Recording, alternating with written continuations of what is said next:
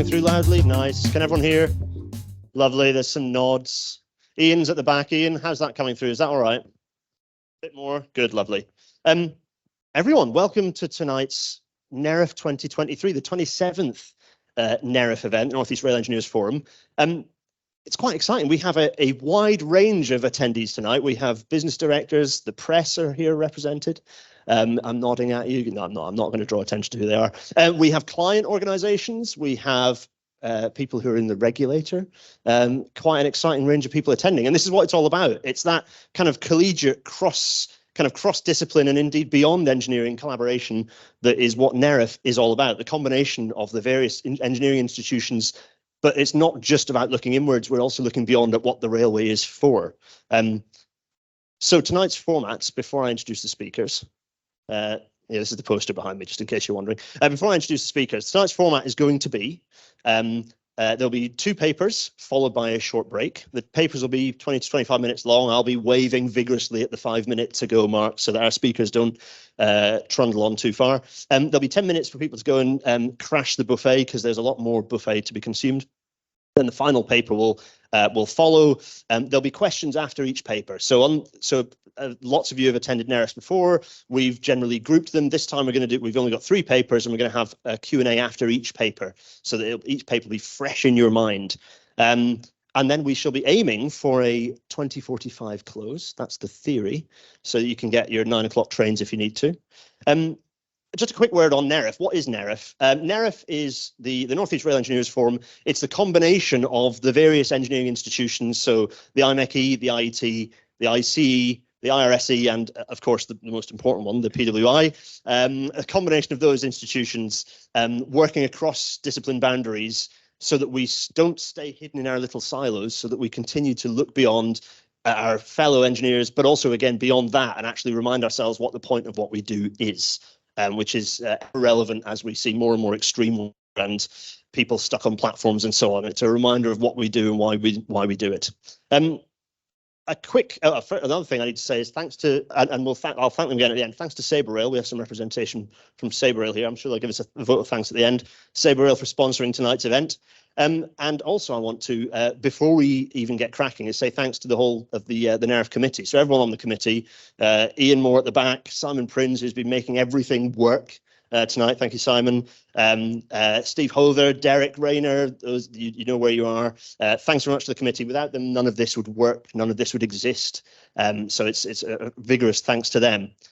And without me waffling any further, I'm going to introduce tonight's first speaker. Oh, actually, no, I'm not. What I'm going to do is tell you where to go if there's a fire. Please go out that door and congregate over in the car park out the front is where the congregation space is. So that door is still open. I might well, in fact, I will close it once we have our first speaker, just in case we have any latecomers. That's where to go if there's a fire. You'll know there's a fire because the committee will be running for our lives. So just follow us. Yes. So I'm going to speak in fact, I'm going to try now Alt Tab to the presentation. Here we go. Let's see if this works. Technology on the go. Here we are. That seems to have worked. A subject close to my heart because I was the original track CRA on this job. Tom Hardwick, who is the head of system system development at Nexus. Tom and I worked on this a bit a while ago. Tom essentially in charge of all major infrastructure projects for Nexus, of which there are a pleasingly expanding number, I'm happy to say. A transport system very much on the move, as it were. Tom is going to talk to us about Metroflow. And the quite snappily named Train-Tram project, the UK or the world's first Train-Tram project, which is an interesting way to look at it. I quite like it. Without further ado, Tom, I'm going to introduce you up. Thank you very much indeed.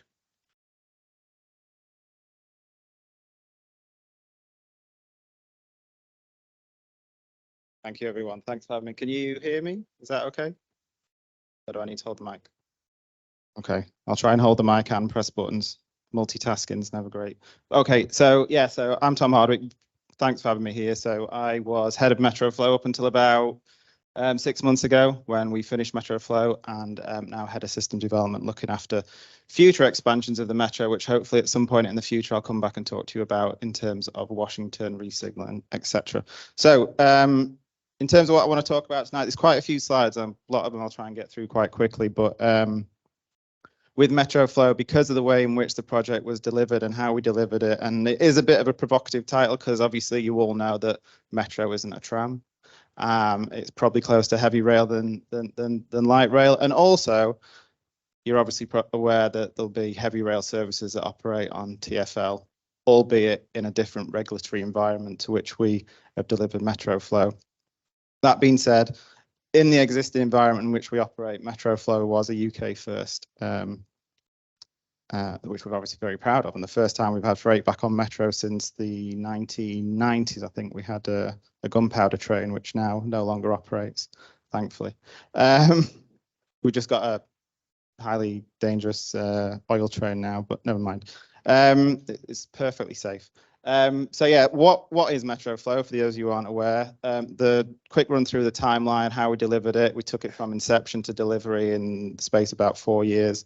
Where we are with the budget, the scope, you can read the rest, how we tendered, how we designed, and then obviously the bit you're probably most interested in terms of the constraints and how we delivered. And we've got a couple of pictures, or I've got a couple of pictures in there to show you.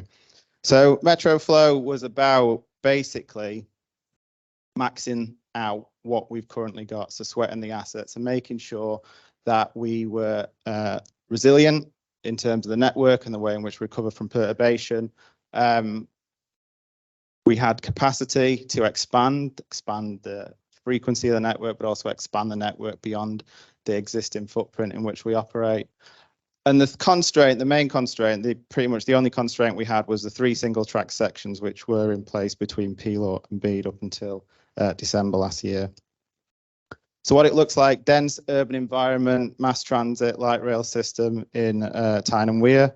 The yellow dashed line, if you can make it out, shows you the route which we dualed. Red dashes are the essentially where the single track sections were, which we removed. And this is what it looked like on a schematic up until the 11th of September 2022. So fortunately, there was a Network Rail line which was left in situ in the 80s when we first built Metro, the Jarrow branch line, Jaw 1 as it was called, that basically was treated as a siding by Network Rail, and it served 1 freight train a day that went into and out of Prax. That's what it looked like. So to a layperson, there's a dual track railway there. Obviously, to everyone in this room, that's 2 separate infrastructure managers. That's 2 different operating regimes. That's 2 different maintenance regimes. That's 2 different signal boxes, and all the complexity that comes with that. How do you maintain essentially 2 separate railways with an invisible boundary down the 10-foot?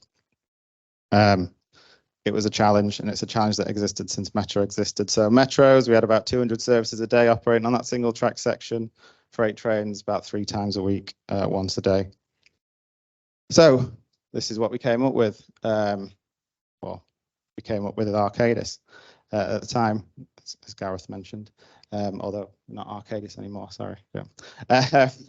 So unifying the networks, creating a single network, more for less. This is what it looked like in the end. Essentially 13 kilometres of railway became 10 kilometres of railway, but we've increased performance by 10.4% by unifying that.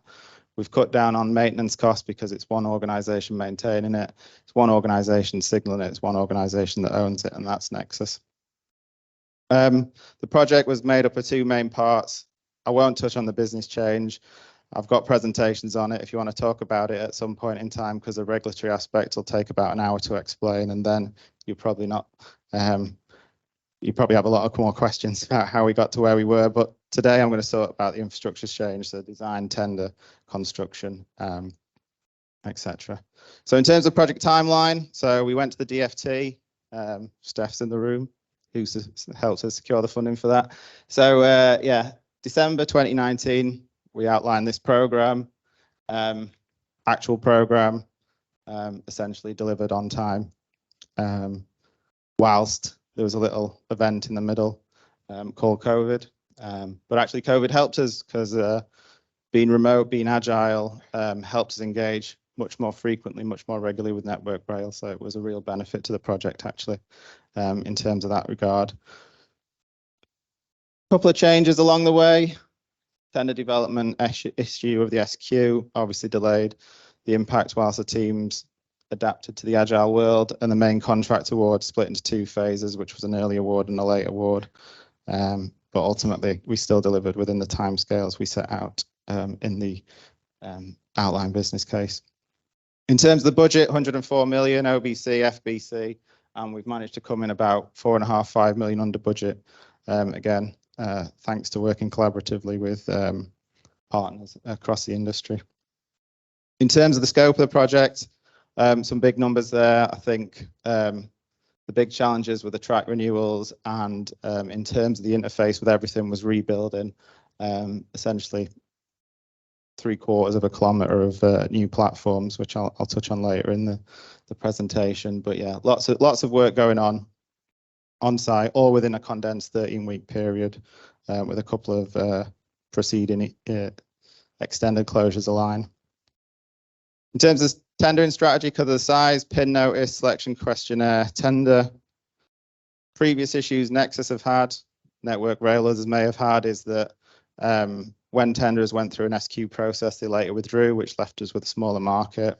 Issues with contract terms, which are only arose when we issued the tender, repeated information between SQ and tender, and documents tender not specific to the project. We addressed that by essentially doing a couple of things. We limited the number of bidders through to the final stage, issued the ITN, as in the tender documentation, with the SQ, and made sure that the SQ was more of a quality score rather than a pass-fail.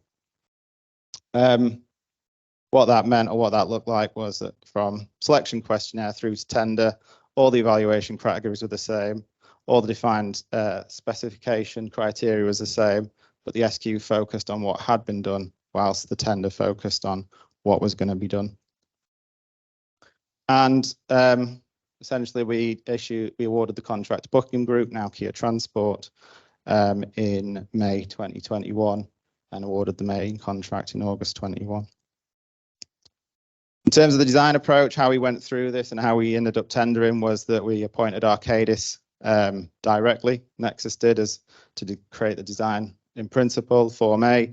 That then informed the works information pack, which then went out to tender to Buckingham's. Buckingham happened again to appoint Arcadis as the principal designer, which was good for a continuity perspective, especially in a project with such tight timescales. And they resubmitted the Form A design in principle and then did the detailed design Form B. In terms of the constraints we had in the project, rolling stock, Tyne and Wear Metro, the class 599 essentially is the only train we ever worried about. We've got the 555 coming in soon. What Metro floated was introduce a freight train onto the network, which hadn't been present since the 90s, and certainly not in the environment within which we've been operating for the last 30 years. That brought with it gauging issues, etc. RA ratings, which were slightly greater than our Metros. And other challenges in terms of communication, how we speak to control. We operate a Tetra system, obviously they're on GSMR. Rule books, also challenging. Funding timescales, DFT funding secured, brilliant. However, that funding disappeared in March 2023. So we had to deliver the scheme from funding award in March 22 by March 23. We've got a little event in the Northeast called the Great North Run, which doesn't happen without Metro. Therefore, we couldn't deliver the scheme until the last runner had left South Shield. So we actually started work on site the day after the Great North Run 2022. So once we'd got everyone out of the way, back safely to Newcastle, Gateshead, Sunderland, etc., we essentially tore up the network from that day forward. Planning rights. So we didn't do a Transport and Works Act. Everything we delivered was in our permitted development rights, which we inherited from Network Rail. That meant we had to make a number of challenging decisions in terms of the delivery of the project, which I'll touch on in a few moments. But essentially, these three key constraints almost meant we had to target the sweet spot, which was balancing those out to ensure that we delivered the scheme within the timescales to the specification without going beyond what we're allowed to do in terms of our planning rights. So what we had there was problems with existing structures, We had a connection to Network Rail that we didn't have because we were an isolated network up until this point. We now have a connection to a oil terminal, which we didn't before. Rolling stock I've mentioned. Our trains are nice, light, quite small. W6A freight trains are none of those things. And also the proximity, the constraints. We're operating through a dense urban environment we are today, and that brings with it challenges. And just mixed traffic. We've obviously operated mixed traffic. We were the first kind of tram train in operation that we operate to South Hilton in Sunderland on Network Rail infrastructure, but no one else operated on our infrastructure prior to September 2022. So in terms of the alignment, we had 2 stations to consider, Jarrow and Heaven. We had 5 overbridges, 3 of which were challenging, which we'll touch on. 5 underbridges, again, bringing with them their own challenges. Connections at either end to an oil terminal and Network Rail. And that's 3 bridges, 3 overbridges that causes the biggest problem. So Victoria Road, Station Road, Monkton Terrace, essentially Victorian brick arch overbridges where historically would have fit a giant, huge steam trains through, but over the years of British Rail maintenance, it was ballast on ballast on ballast on ballast. And by the time we came to inherit the track in the 80s, and then we introduced Metro, where we put more ballast on ballast, the clearances weren't as great as they used to be. And therefore, we had a few challenges with regards to vertical clearance.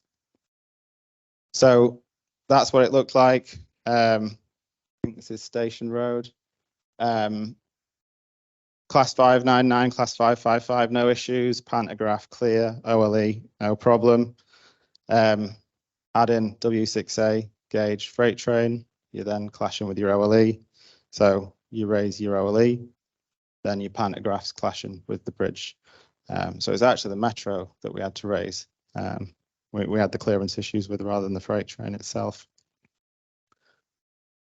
The result, if you can see, was that actually we had to lower the tracks in these bridges. And the reason why we had to do this, going back to the planning rights and hitting that sweet spot, was we didn't have the time and we didn't have the planning rights to just knock down a bridge and replace it. And that's one of the big challenges we had with delivery of the scheme within the funding timescales and the I can't remember the number of IDCs I was in where there was a suggestion, well, we'll just build a new bridge.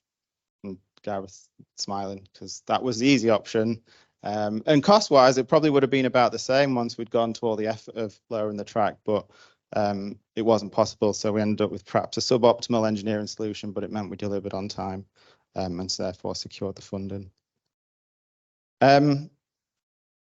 Overlaid onto that, kind of as I touched on before, proximity of other challenges. So this is an interesting one. So this is the pracs end of the job. So if you can see 8,011 points, that's the entrance into pracs terminal. We've also got a high-speed crossover, 8,013, and also a crossover that allows the freight train back onto the outline at 8,008. All within 400 meters of each other on a falling gradient with an underbridge at Albert Road, which wouldn't allow you to lower the track, combined with an overbridge where we had to drop 600 mil to get the clearance. So there's a lot of earthworks there, and you actually see the lowest point of the lower wasn't under the bridge; it was actually after the bridge because we had to get the geometry right in terms of the P-way. So that was fun when we delivered that over a weekend during the blockade for a reason I'll discuss later. That's what it looks like. Doesn't mean a lot to me. I'm sure it means a lot to people in this room, but they're the designs. And yeah, there's a lot of red, a lot of green, and a lot of work went into those, both before the work started and when the work's finished or were delivered. And that's cross section of Monkton Terrace itself. So you can see the extent of the lower from the green to the red. Huge amount of earthworks on the embankments to secure them. In fact, when we were doing those works, we actually found a retaining wall that had been buried under the ballast as the ballast had been piled on ballast. So it was a bit frustrating because it was after we'd just put in a pile wall behind that. So yeah, sheet piles now are behind a retaining wall. So yeah, perhaps do some more GI next time. But it's there, it works, it operates, and we delivered it when we needed to. Similarly, the stations, so this is Hebburn Station, but we had a similar problem at Jarrow Station. To get onto Station Road Bridge, we had to lower the track, which is fine, you just lower the track and everything's okay. Metro is a step-free system, it's fully accessible, therefore we had to lower the platforms. That's 2 platforms because they are either side of the bridge to ensure that we retained step-free access for all our customers. And that essentially happened as well at Jarrow Station. So when I talked about 750 meters worth of, that'll be interesting on the video back, won't it? So when I talk about 750 meters of platform, we had to demolish them and completely rebuild them from scratch, whilst we were laying the P-way, whilst we were putting the OLE in, whilst we were completely re-signaling the job. So it was a challenge from that perspective. Again, there's a picture with green and red on that again means a lot more to you than it does to me, but that's I guess the bottom one shows you the amount of lower that we put in there. Hebburn wasn't as bad. It was frustratingly close. It was about, I think, under the bridge itself, it was about a 200 mil lower, but obviously the impact radius of that is significant. So in the end, we ended up shaving such a small amount off some of the platforms that it was just, yeah, you were so close yet so far. But yeah, there was some civil engineers got some fun designing that. I guess the final constraint to talk about, which I've touched on previously, was mixed traffic. So we now operate a mixed traffic section of the network between Keilor Junction and the Prax terminal, where we run intersperse, or freight trains run intersperse in between metros. There was a few challenges with that, in that the freight train is really big and it's really slow, and it takes a while to get into the terminal. Now we operate, well, for Great North Run, we operate an 8-minute frequency, but standardly through the week, we operate a 12-minute frequency. It takes about half an hour for that freight train to get into the terminal. So what we had to do was a clever bit of bi-directional running at the Prax end of the job, so towards Bede, where actually when that freight train in the morning is waiting for its not a signal junction, for its equivalent of an entry signal into the terminal, we are able to operate metro services around that freight train, which also buys us that additional bit of capacity and resilience should the freight train have an issue whilst it's in the terminal, whilst it's entering the terminal. So we put that in. We did look at putting in at the P-law end, but just in case it was held with regards to exiting into network rails infrastructure, but ultimately through the value engineering process, we worked out that it was more cost effective to introduce essentially manual processes with network rail. So there's now our signaler equivalent rings the network rail signaler. Are you able to accept the freight train? Yes, we've got now disruption. We release the freight train from the terminal and it trundles out all the way through to P-law. And touch wood, to this day, it's been let straight onto the network rail infrastructure and then disappears down to back down to Lincolnshire. Other kind of differences that we put into the scheme. So we kind of set some routes where TPWS is always activated. So the freight train can never travel onto the wider part of our network, so it can't get past 770 signal. If it was ever signaled onto the P-law flyover, which has an RA rating of 0, so it wouldn't be a great thing, it would be stopped by TPWS, and similarly, it can't go beyond Bede. Likewise, we've got an inducee train stop system, and that is permanently set so that we can't accidentally signal a metro onto a un-OLE section of network down onto the Durham coastline, and similarly, we can't send it into the Prax oil terminal. We had to reduce the speed of the train coming in. So all the signal overlaps are set to the braking distance of the freight train because our new trains, of which there's a picture on at the start, and unfortunately I'm not going to talk about tonight, so apologies if anyone was interested in the 555, but the new trains have a crashworthiness level 3, which is similar to tram train in Sheffield. Our existing trains have no crashworthiness whatsoever, so we had to take we had to go to a LARP and beyond to ensure that the freight train got nowhere near our metro services, because our metro trains and our customers would not come off very well in that situation. So all signals had overlaps, all signals have TPWS, and the overlaps are set to the braking distance of the freight train operating at 25 miles an hour, and it is limited for 25 miles an hour throughout the route, whereas metros have about 50 mile an hour.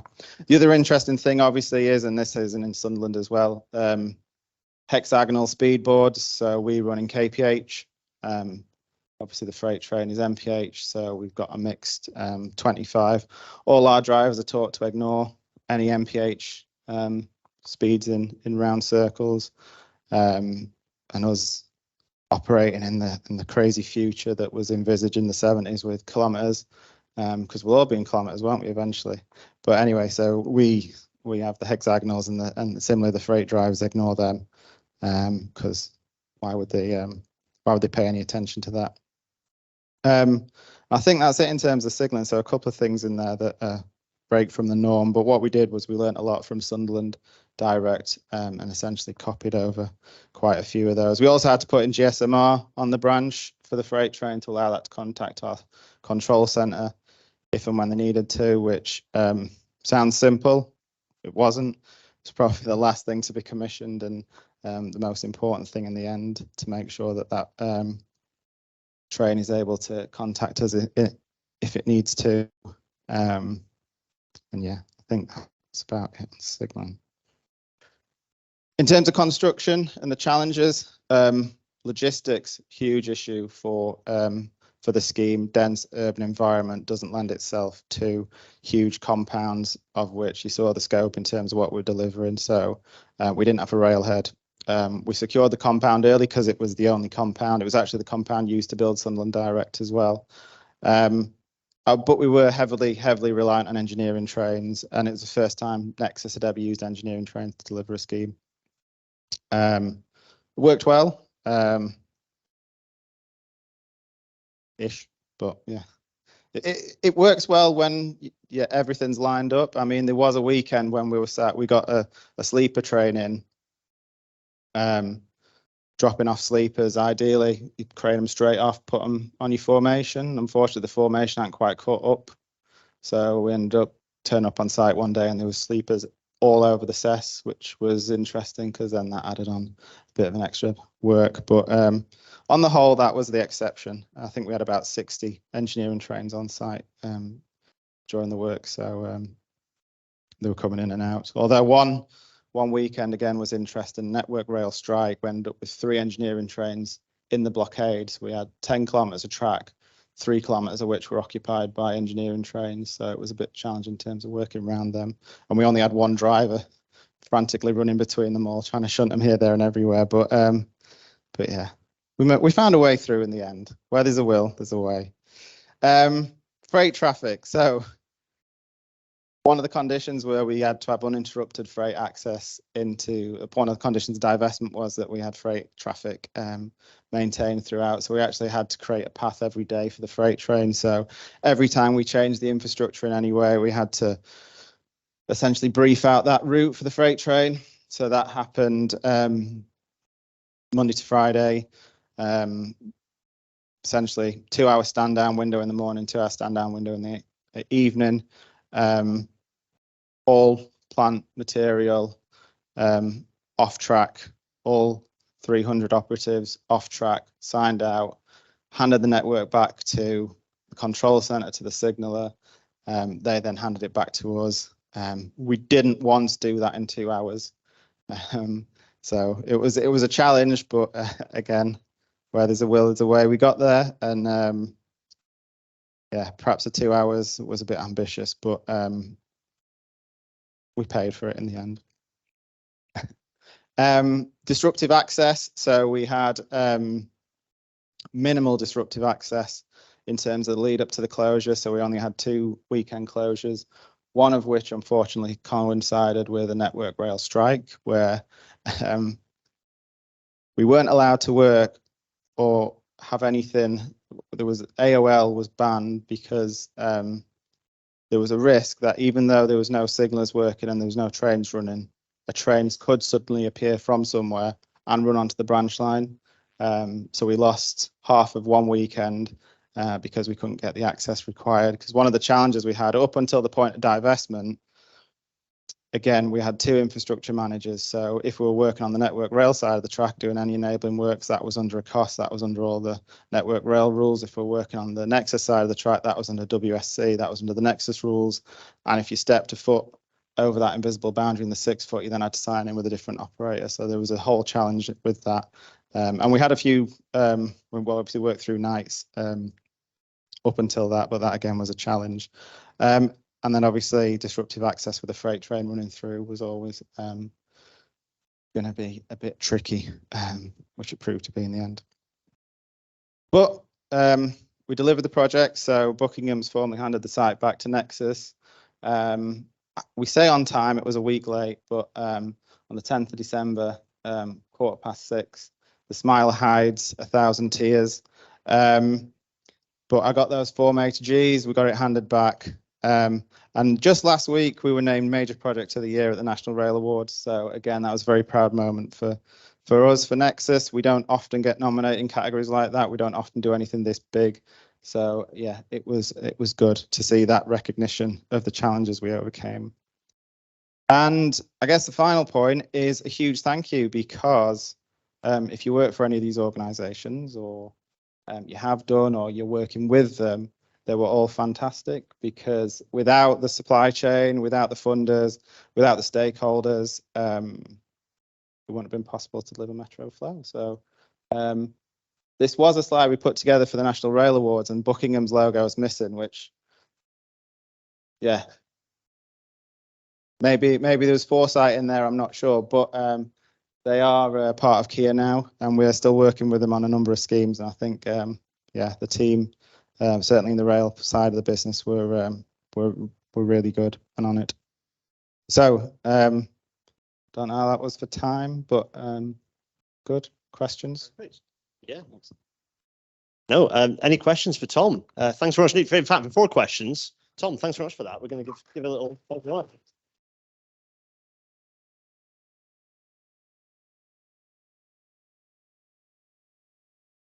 Actually, we've previously done this and there've been multiple microphones, so we've only got one microphone up here, so it's going to be a bit of a microphone dance. Ian at the back is going to be brandishing a microphone, so please don't start speaking until you have a microphone in your hand. Questions? Please raise your hands. Stunned silence. Go for it.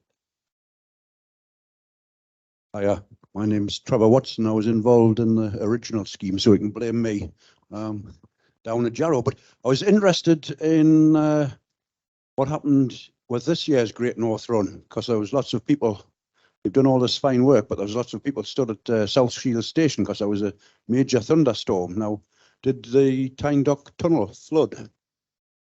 It did, and you'll notice Tyne-Dock Tunnel wasn't part of the scheme. Yeah. But what I can tell you is that the feedback we've had from the day is that there was 3,000 extra runners. Metro was suspended for 90 minutes.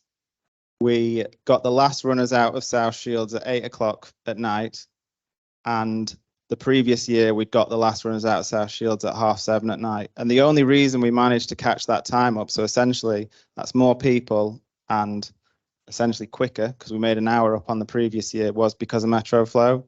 So in previous years, we'd have had trains waiting at the single track section, which would have been conflicting with trains coming the other way. Because that essentially the constraint wasn't there anymore, every time we filled a train to leave South Shield Station, which takes about 8 minutes, there was another train waiting to get in. So it's a success story hidden in the fact that it was a complete disaster from a PR perspective, because we got a month's worth of rain in an hour. But okay, small victories. Did the first 3 Great North Runs, now we use the Metro.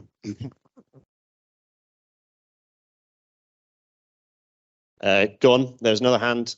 Chris at the front here. Yeah. Hi, Chris Pollock. Question on the two operating regimes you talked about. One side of the imaginary line, Network Rail, the other side, Nexus. Can you just say a little bit about how you approach that from a staff personnel safety point of view, how you avoided the confusion of people working to the wrong regime in the wrong place? We did it successfully. I think the guidance from Nexus has always been your place of safety in when you're operating in those areas is the CES on whatever effectively the outline, I think, in that scenario.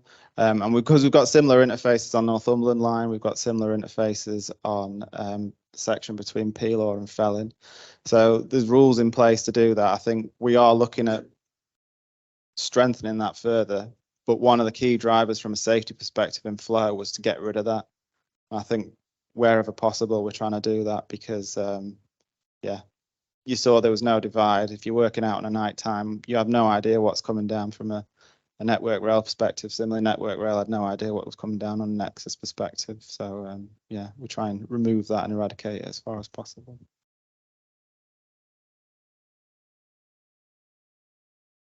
Hello, Ben Brooks, Network Rail. Ah, Ben, you're right. Oh, good, thanks. Yeah, having delivered engineering work on the Nexus network with engineering trains, are there potential opportunities to do more of that in future, or is it something you'd take a deep breath around and think maybe not again? It's always been put into the too hard category. And there were some bidders that were going to use Unimogs and not use engineering trains. And one of the things that attracted us to Buckingham's was their desire to use engineering trains. Having worked with, it's part of Network Rail, isn't it? Who operate. I mean, they were fantastic. So I just mentioned the strikes earlier and the challenges we had with moving trains around, and they were just on it and they were worked with us. The gauging is always a challenge, and I think where we can, we will, but it's always limited. We've got 3 connections Network Rail now, 2 at Peelaw, 1 at, well, a new one at Peelaw is also 3 at Peelaw. If it's anywhere beyond that, we can't get over the river, we can't get through the tunnels, but yeah, now we've done it, we've kind of seen how successful it can be, and it's probably increased the appetite and moved it out of the too hard kind of bucket into the let's try and make this work bucket. So yeah. That's good to see. Thank you. Can I ask one myself? When the line to South Shields first opened under the Metro, both British Rail and the Metro use retrack circuits. These are a bit dated now. What did you actually use for train detection on Metro flow? And is that a solution that will be perpetuated in the forthcoming resignaling? No, it won't. I think from a cybersecurity perspective, it's brilliant. I think we use EBI something or others now. We don't use a reach. We're still a route relay interlocking system, and that's we did look at digital very briefly as a kind of a value engineering option, because one of the challenges of route relay interlocking is obviously the parts are really hard to find anymore.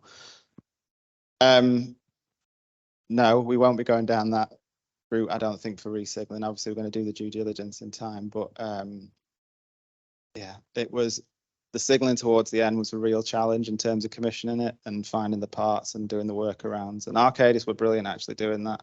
They flew designers over from India that were basically on site for the last 3 weeks of the commissioning, constantly doing mods. I didn't know what a mod was until the last 3 weeks of the scheme, and then we had hundreds of mods. Yeah. But no, we won't be, in short, no, we're not going down that route. But we have essentially, I think the signaling terms frigged the existing network to make the new A technical term. Yeah. Thank you. The new system work.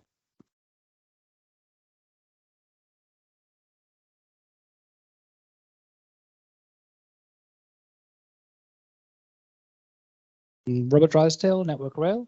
I was just wondering, sort of at the early stages, if there was any appetite to looking into sort of forcing the freight company to use ERTMS. So that would have saved you a bit of the space on TPWS installations and some of the restrictions. I just wondering if it was part of the process that was looked at. So with regards to forcing the freight trains to do anything, Nexus is kind of really, really small, and we essentially had to bow to the whims and desires and needs of the freight train. So that's why we've got GSMR in our control room, because we couldn't put Tetra in the freight train.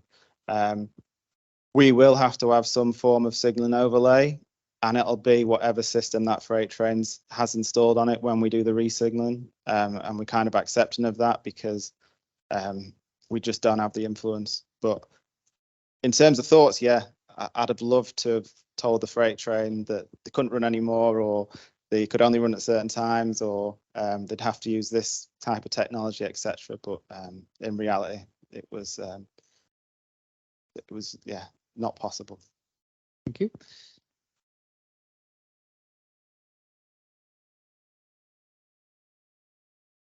Wait for Ian. He's running to the front.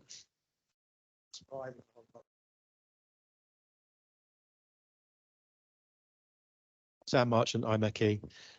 Is this generating revenue for you? And would you like to do it anywhere else on your network? Mixed running. So I was saying to Steph earlier, we get £30 every time a freight train travels down the network. So no, it's in short, no, it's not. I think, and doing it elsewhere, probably not either. I think the benefits of delivering the scheme. So we got a BCR, which was on one of the slides, but I didn't mention. So from a DFT funding perspective, we were just shy of 2. So for every pound spent, I think we get 96 pence back to the regional economy, which is really good. Well, £1.60, sorry, £1.96. We had to hold the freight train companies harmless. So we've actually had to undercharge them for the actual cost, because we essentially pro-rated the Network Rail proportion of that. So had Network Rail still owned the Jaw 1, that portion of the journey would have cost £30. So that was our limiting factor, in that's the only fee we could charge the freight companies. But in terms of customers coming back to Metro, 96% were back within a month of us reopening. We've recovered faster than any other light rail operator in the UK. In terms of patronage now, I think we're up to about 30 million customer journeys a year, which is really good. But yeah, and Great North Run, actually, for the challenges we faced on the day, we carried the most customers we'd ever carried before. So it was 100,000 in that day. Because unfortunately the weather was really nice in the morning, and everyone went to the seaside, and then unfortunately they got stuck at the seaside. But yeah, which isn't a terrible place to get stuck, but it's.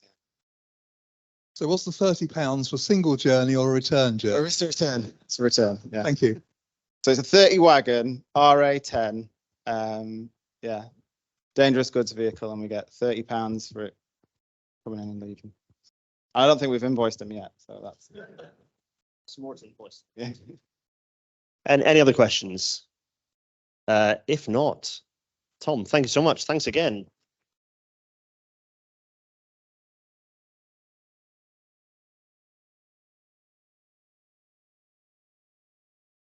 I've got to now do a bit of a stand-up routine while Simon does some shaking and moving on the IT tech.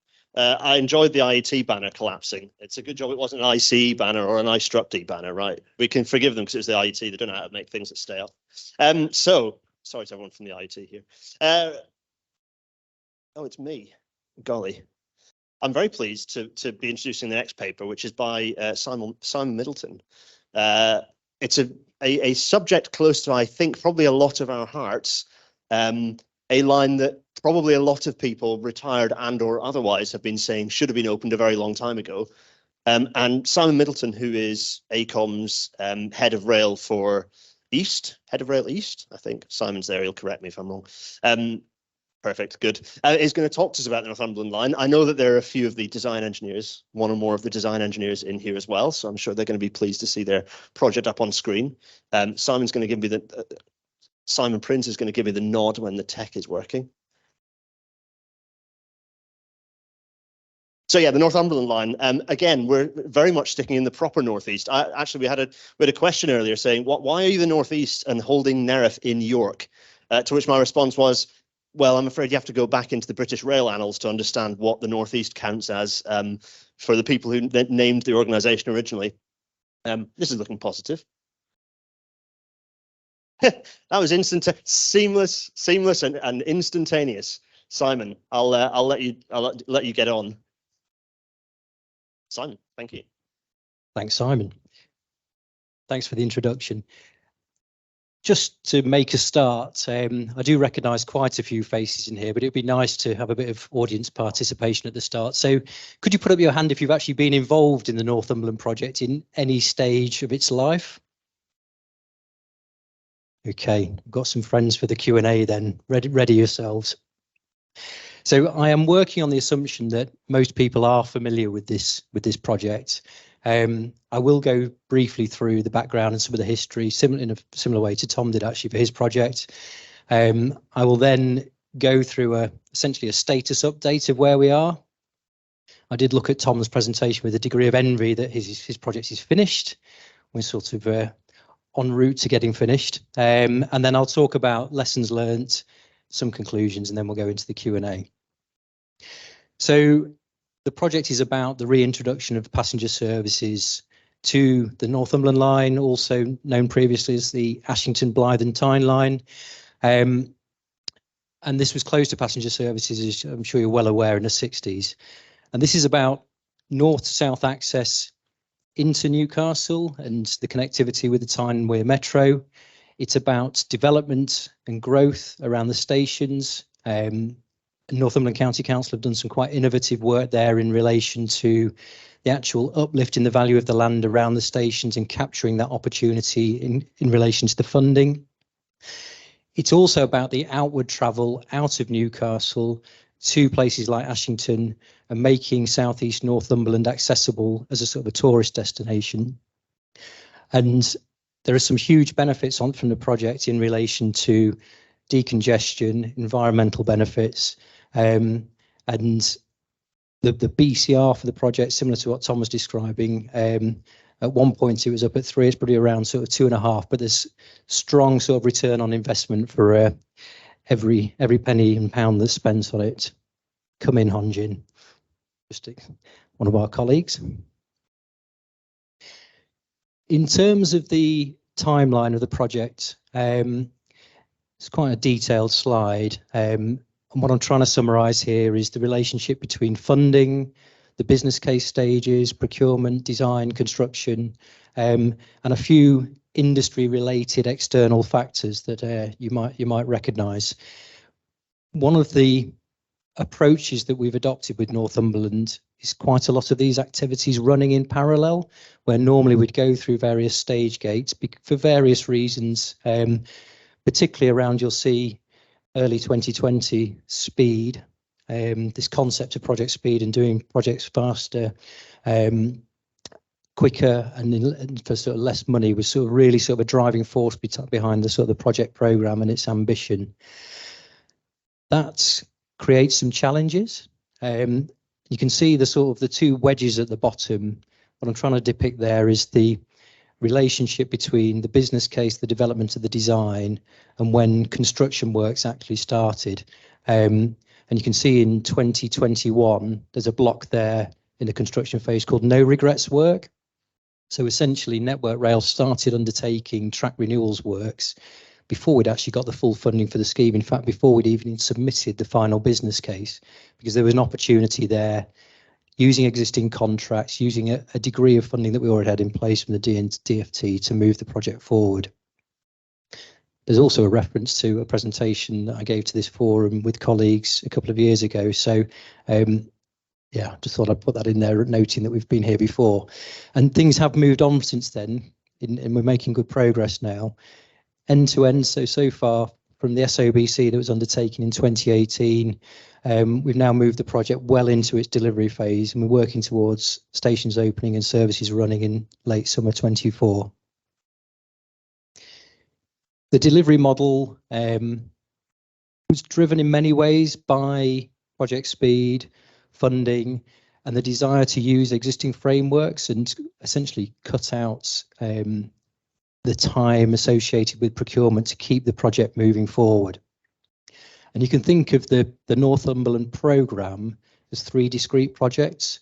So on the left-hand side, essentially DFT directly remitted Network Rail and provided funding for what we call the rail corridor works to take place. So track, signalling upgrade, and upgrade of certain civils assets that weren't fit for the new service. In the middle, you've got Northern Trains.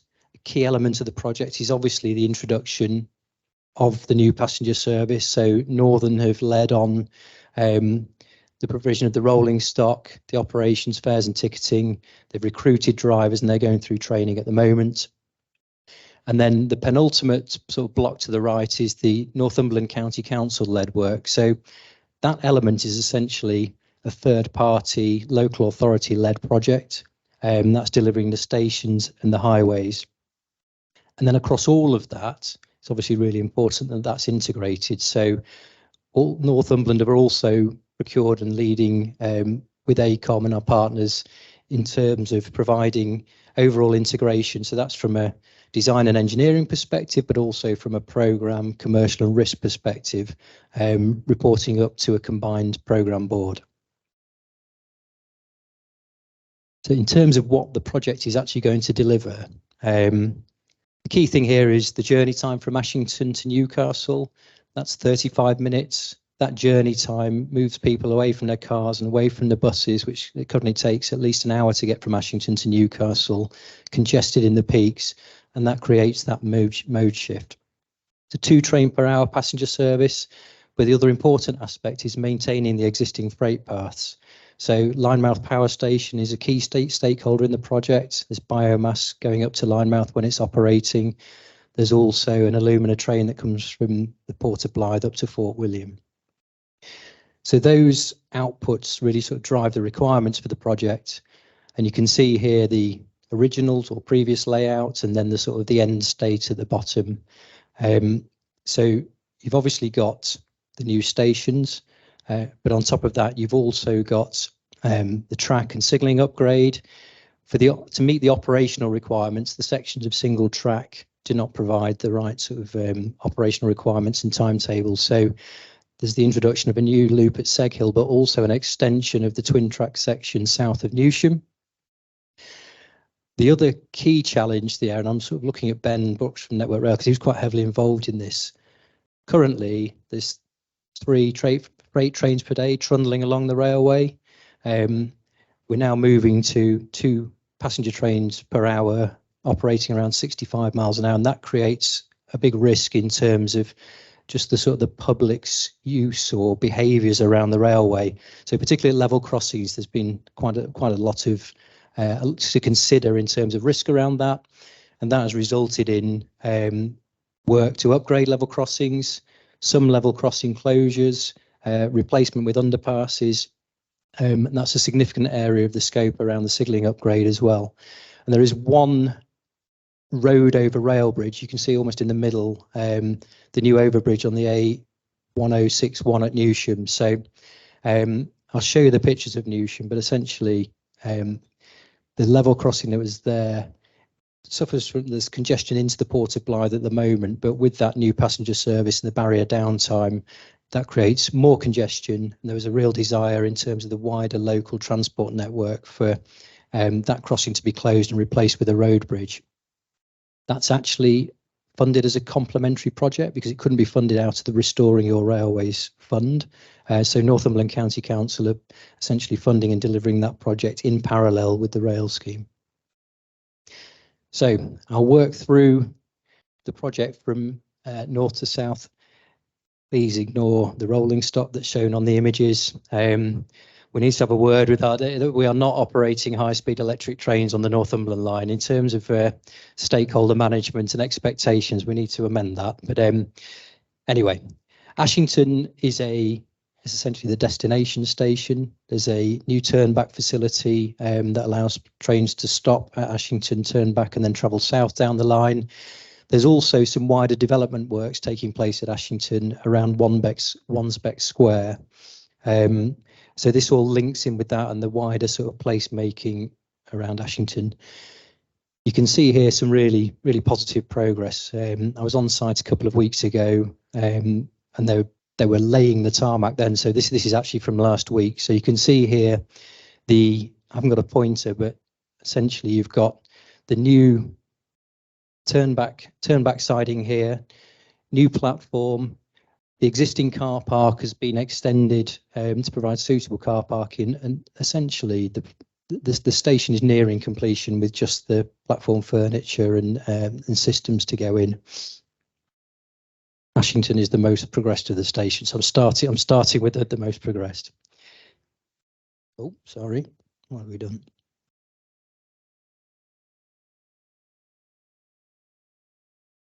Click the wrong button. Okay.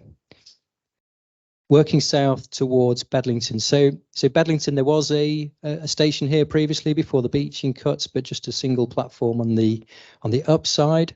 So we're going to be putting a new platform in at the downside here. You can see a couple of buildings here with a cross and a dotted cross through them. So to create the entrance to the station, the Boots building, which is the one with the red cross through it, that has been demolished. That was through land acquisition through the TWAO. There's also what's known as the Bedlington South building, the one with the dotted line. That's also going. That has created some challenges around local planning and dealing with conservation officer and heritage. So we had to sort of work around that. You'll also note on the downside, there's this large building here. This is a residential home, Sleepburn House. That's quite a sort of sensitive location, and you can see how close it is to the railway. So in terms of the design and how we were sort of working there, we've got to really sort of some considerations there. This site underwent quite a detailed sort of risk assessment around legacy mining risk, and a pleasing result of that was that we've established that we're taking a risk-based approach, that we don't need to grout up legacy mine works there. If we had to do that, that would have created some real challenges around release of gases through that operation, evacuation plans potentially for Sleepburn House. So it was a big project win, the fact that we could demonstrate, and working with Network Rail colleagues agree that there wasn't the need to grout that site up. You can see here, this is where CRSA have been in, and they've actually replaced the track. What was the drainage run in the downcess has now been moved to the 6 foot, and you can see clearance is starting to happen on the upside. So at the bottom left of the image is essentially an old Network Rail yard that's now being cleared, and some of the up platform is being cleared. And on the smaller, more arty conceptual image there from our landscape team, you can see there when the south building comes down on the up platform, that's how the entrance to the station will be taken forward. Next down is Blythe Bebbside. So this is the most significant station in terms of scale and cost.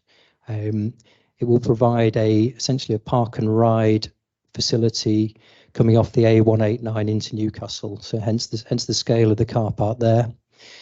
There's also, you can see in the foreground of the image, a pedestrian cycle bridge that links the station over the A189. So another significant piece of infrastructure. This site is currently going through its enabling works. The cycle footbridge is fabricated. Again, when I was on site a couple of weeks ago, one of the challenges we've had here is just the amount of contaminated land. So there's teams on site at the moment picking and separating materials that we're digging out of an old landfill site. But that site is now making good progress. Next is Newsham. So this is essentially where the two projects of the road bridge and the railway come together. So just to get your bearings, this is obviously the existing level crossing. That's going, and you can see the roundabout moves, but essentially the road bridge is going to come over the railway here and connect up. And somewhat dwarfed under the road bridge is the station you can see there. This is also the location of Morgan Sindall site compound. So this is the sort of the hub of operations and delivery on the Northumberland line. And you can see there good progress being made, particularly in relation to that bridge. There's a lot that's under the ground that you can't see in terms of piling, but you can see the abutments for the bridge, the steel works in terms of the reinforcement, and they're going to start constructing that bridge and those abutments over the coming weeks. This is also relatively near the coast at Blythe, so there's actually an associated flood alleviation scheme. So there's some new culverts, ditches, and work to be done around that. Working south, penultimate station, Seaton, greenfield site, single track platform, should be easy, fairly straightforward until you come across the newts on site. So design done. Morgan Sindall ready to go on site. Newts discovered in the spring, so basically stand down until the necessary license arrangements are in place, and we've sort of dealt with that. That site is remobilising now, and you can see in the image there the precast concrete units for the platform are there, ready to be installed. So that site will move forward quickly. The track work's being done by CRSWA, so Morgan Sindall will install the platform and work backwards and onto the car park. And then finally, one of interest to Tom, this is Northumberland Park. Now, I should be really clear here. The Northumberland Line Railway is from Ashington to Newcastle. It does not terminate at Northumberland Park. And again, there has been some confusion around that before. What this station does offer, though, is access across from the Northumberland Line station to link up with the Nexus or Tyne and Wear metro station at Northumberland Park, and that linkage and access to the wider network. This is a very constrained site as well. In fact, I'll click onto the next image. So you can see here the residents of the flats here, Fenwick Close, are right on top of the railway and right on top of the construction site. Essentially, the project will, a contiguous piled wall will be installed here, and there'll be lift and stairs down to the platform. At the moment, this site is being grouted. This is one site that does need grouting. I think, Tom, when Nexus did the station there was a void opened up, and there's a local housing estate that's had some challenges with mining risks. So we have to grout there. That grouting operation is ongoing at the moment, but it's one of those sites that when it was there and it's vegetated and you could see how close the flats were to the railway, you stand and look over the bridge and think, how are we going to do this? But again, 2 weeks ago, I was there, and the platform that the Morgan Sindall are working from is much wider now, and you can start to see how it's going to happen, which is really encouraging. So they're the stations. I guess for the public, they're the more visible bits of the railway and how this is moving forward. And what's not so visible is what actually happens on the rail corridor, where some real progress has been made. So 3 underbridges needed work on them, 2 full replacements, 1 essentially was a reconstruction. So that work has now been completed. In fact, I think it was complete. Some of those were completed last year. So that's been delivered really effectively by the rail corridor team. Amco Giffen delivered those bridges. They also have delivered the widening of the Newsham embankment. So this embankment widening was necessary for the twin track section coming down south of Newsham. Again, those works are essentially complete now, ready for that twin track section.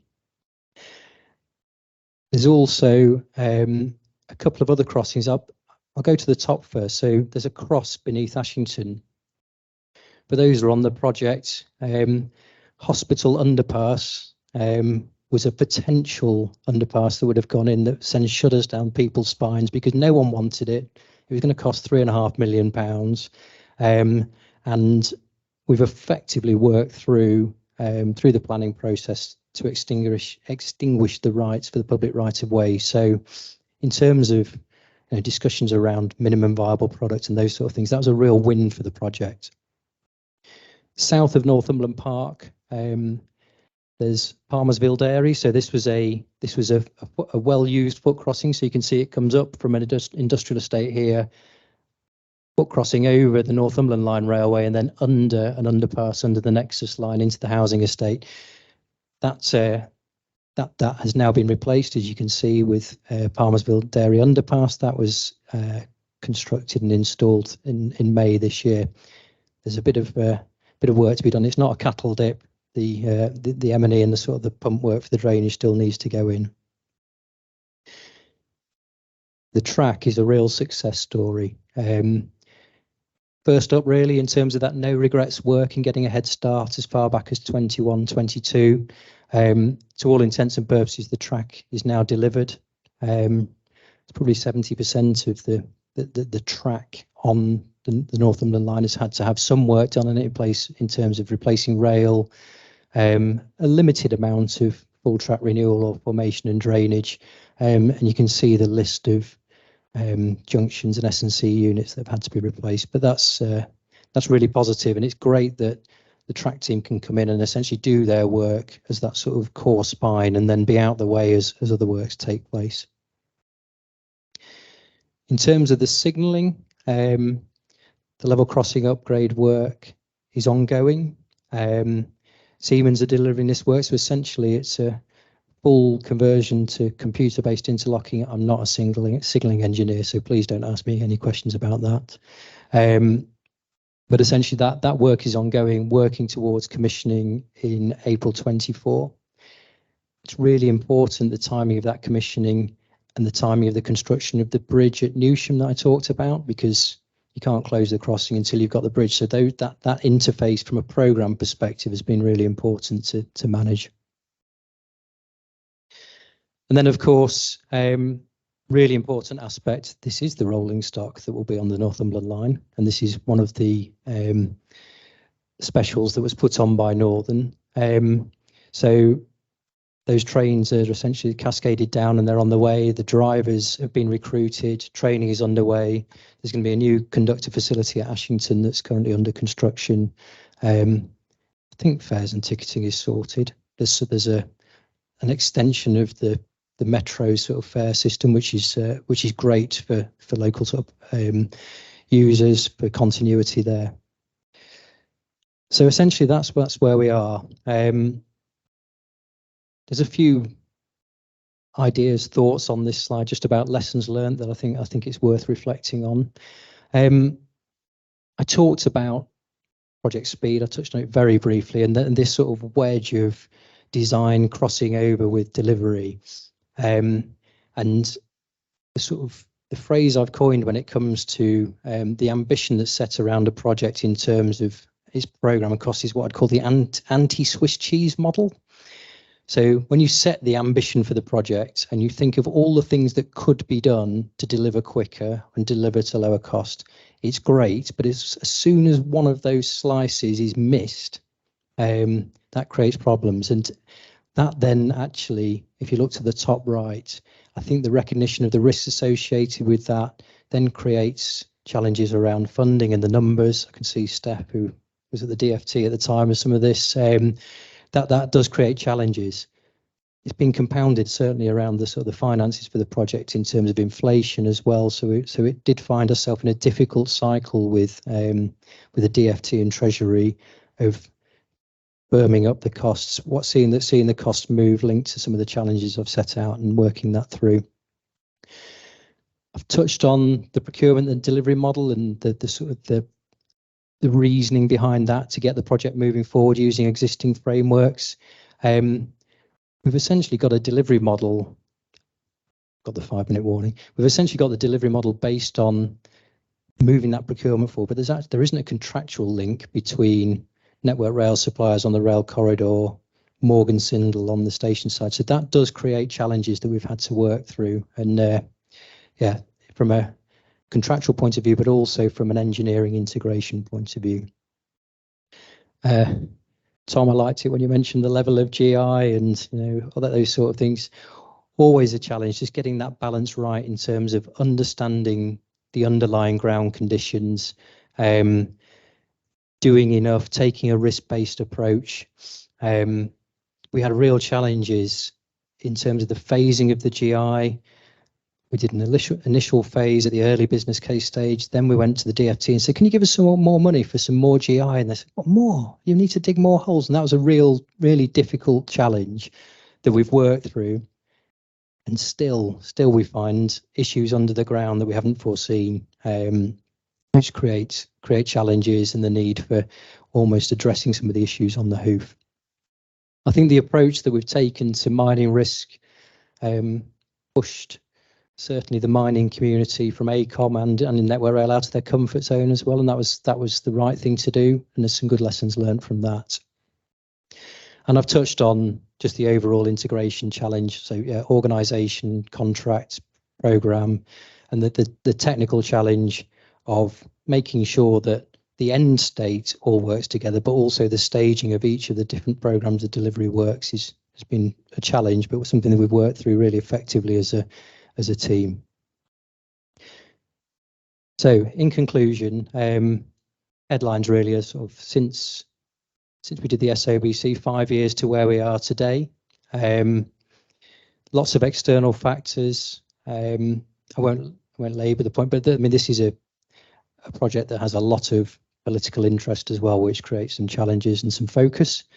There's lots of lessons learned to apply to other restoring or railway schemes. So Northumberland is one of many sort of local or locally promoted local ambition schemes for essentially bringing passenger services back to communities like this. So it would be a great shame if the lessons we've learned on Northumberland aren't applied elsewhere. And yeah, we've made some positive progress. We're getting some real momentum now, and the real headline is that this is going to be genuinely transformative for the region. It's great in terms of the synergies of what Tom's describing, the future plans that Transport North East have as well. So yeah, those of us who are involved are very proud to have worked on it so far. Thank you.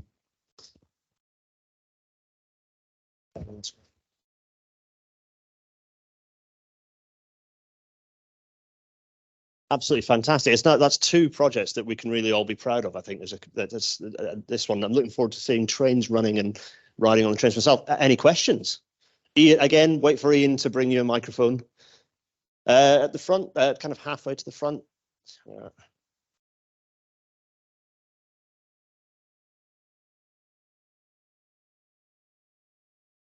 Sam Marchant, I'm a key. Is there any future proofing built in to the construction you're doing? So could you double those single sections? Could you run 3 trains per hour with the signalling? Has that been considered in part of the planning? Through the early stages of the project, before it was a funded project, there were various options considered, and the balance in the business case of upfront capital cost, return on investment, what the train service would need to be. We then went through a round of essentially challenge of what could the initial service be, and then what you could potentially grow in the future. And to be honest, we actually held our ground and said the 2 trains per hour, 35 minutes is the sort of the sweet spot and the minimum required to move people off the road and onto the train. That is the limit of the ambition, the output of the project at the moment. And I think the business case shows that that's probably the sort of the right balance.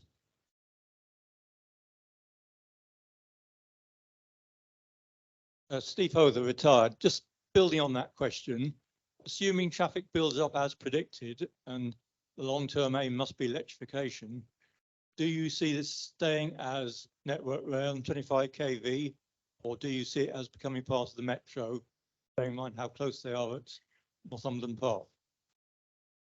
So again, there's plenty of rumination about this at the sort of early stage of the project. What should it be? Should it be a Nexus project? Should it be a heavy rail project?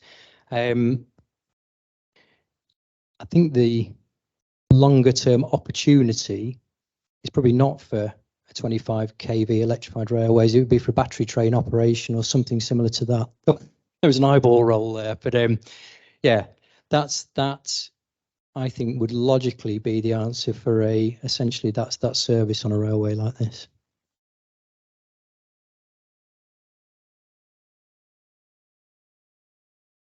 Work your way back. I'm not familiar with that part of the country at all. So I'm just wondering how much of the track was already in situ. I can answer that one. That's easy. So essentially, I can just race back. So this is, I should have made that clear at the start. Apologies. So this is an existing freight railway. So everything on the top diagram is there now. Now that does create challenges because there wasn't a perception sort of quite early with this project. Well, all of this infrastructure's there. There's even old platforms. Northern can put on a route special. Why don't we just open it up next week with some temporary platforms? But it's not fit for modern safe operation. And you can see, yeah, we've had to extend some of the infrastructure, but we've tried to limit that to the bare minimum. Thank you.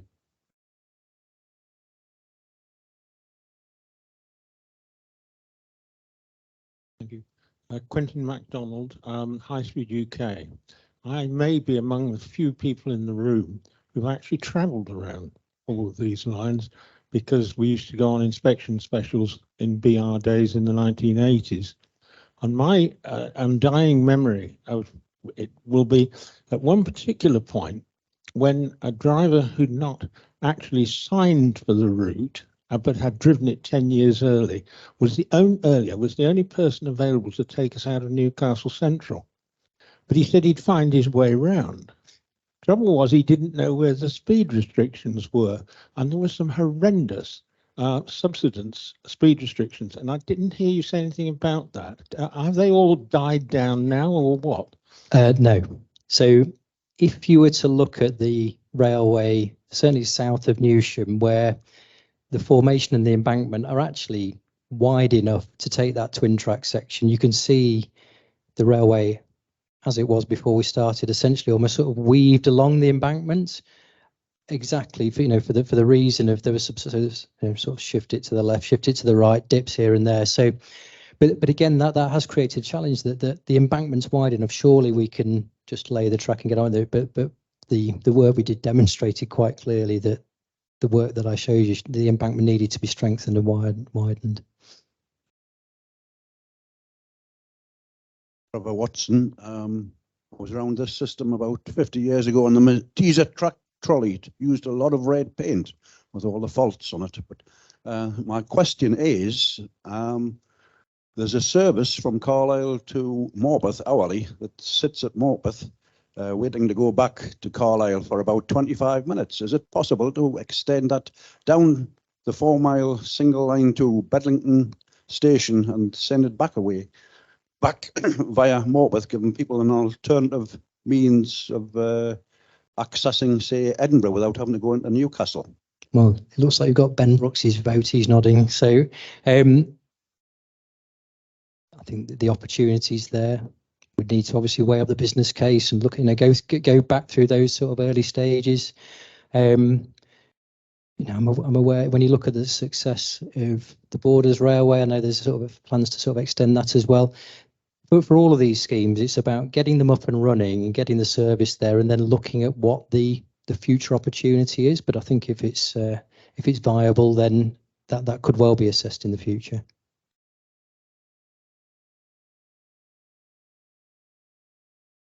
Yeah, that's right. I've got a little question. Oh, go on. Was there? Excellent. No, it's fine. I shall defer and then I'll ask after.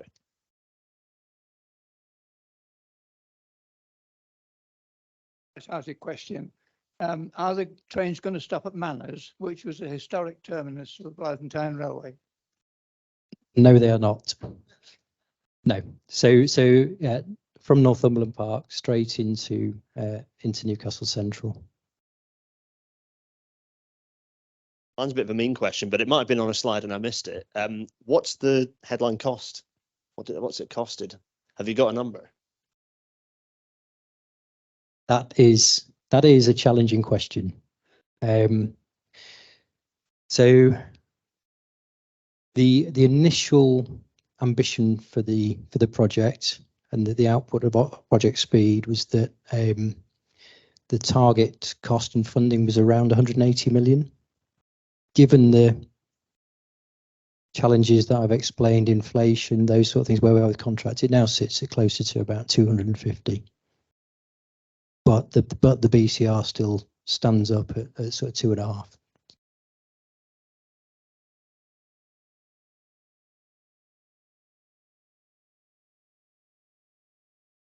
Thank you. Peter Hoybeck, I'd like to ask 2 questions. One is, how confident are you're not going to delay all the mainline trains between Newcastle and Benton? And secondly, your program management seems to have been, I can understand the desire to use existing contracts that were already in place, but it seems to have led to a very fragmented and challenging program management task.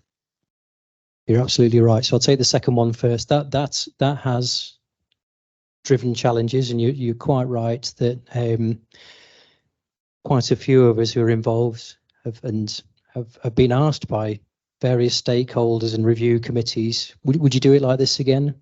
I think probably not in terms of that model. But as quite often with these things, that was driven by circumstance, desire at the time. On the first question about getting into Newcastle East Coast Main Line, so that's train or those paths and how that ties in with other service in the various event steering groups for timetabling and future plans was a really sort of critical element at the start of the project. And there was a challenge that would Northumberland line services take priority over future timetables, and it took us a long time to negotiate that and get that locked in. But the work that's been done, has locked in that timetable and shows the suitable resilience for that service to run.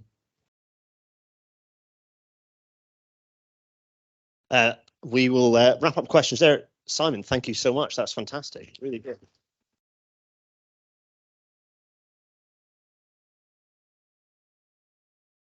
And with a rather glorious single line diagram sat behind me, everyone, there's a lot of buffet left, and you've got 10 minutes to consume it. We will reconvene for Jonathan bringing us a little closer to home for our last paper. But everyone, please tuck into the buffet and reconvene at about 5 past, if that's all right.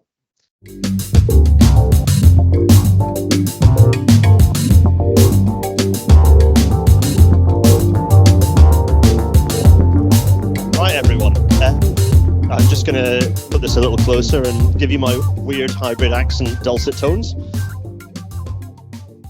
So before Jonathan kicks off with our final paper of the night, I kind of wanted to ask just one question, really, which is, actually, I'm going to have to do this in multiple choice because I can't get you all to give me sophisticated answers. Who here came upon this via online and saw this online? Raise your hands. Okay, how many through your institution journals? Okay, oh yeah, okay. Shout other means that you've heard about this. Were you dragged here by your line manager? Yeah, okay, yeah, good. A few hands raised, yeah. Email, okay, good. So mix. So Simon told you, yeah, okay. So there's a good range there, but that's good. Good to know because it allows us to target our advertising for next year. But the attendance has been fantastic. Jonathan was just saying we're very pleased that it's a good audience. Talking of which, I'm going to stop waffling. I think we need to just Simon, if you press go, it should appear, right? We'll find out in a second. Anyway, so I'm here to hand over to Jonathan. Here is going to Jonathan Buttery is going to talk to us about York's third line, or as I've been having it in the back of my head, the reversal of the award-winning rationalisation of York Station, which some of you might remember here.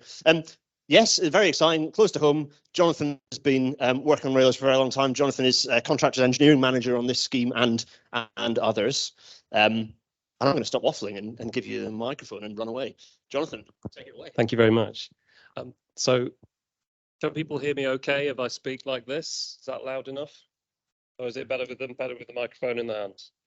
Okay, I'm going to do the double act then. So firstly, it's a privilege to be here. Thank you for inviting me here, and it's great to be coming to talk about another great project that's going to be going ahead here. Previous two speakers have certainly done fantastic talks, and obviously one project that's already been built, another one that's in motion. And the one I'm going to talk about is one that hopefully is going to be in motion soon. So I'll get into a bit of an introduction then and run through my talk, and look forward to taking some questions. So just an introduction. So I'm Jonathan Buttery. I'm the CEM, Contractors Engineering Manager for CRSA, and we're the lead design organisation for York Third Line. what is CRSA? I think probably a lot of you in the room know the organisation. It's been mentioned already on some of the other projects, but it's an alliance of Network Rail, Balfour Beatty, Atkins Realis, which is the new name for what was WS Atkins and S&C Lavalin, and TSO. And essentially, we deliver and design S&C and plain line renewals in Eastern, London North West and South, North West and Central regions, and enhancements projects, of which York Area Capacity and Performance is a major enhancement project. This is the organisation for York Third Line, and I'm going to come through what the project is in a moment. It's a hub and spoke contract. So you've got Network Rail sort of in the top middle there, and 3 separate contracts with Siemens for the signalling, telecoms and signalling power, AMCO for the major civils and the bridges and earthworks, and CRSA for the track, OLE, points heating, platform civils and cable routes. I suppose some similarities with Northumberland Line, but perhaps a slightly smaller organisation. And CRSA are the lead design organisation. So we have to bring together the 3 parties and make sure the design is integrated. So why York Third Line? I suppose I could ask any thoughts in the room. Why a third line for York? Anyone got any suggestions?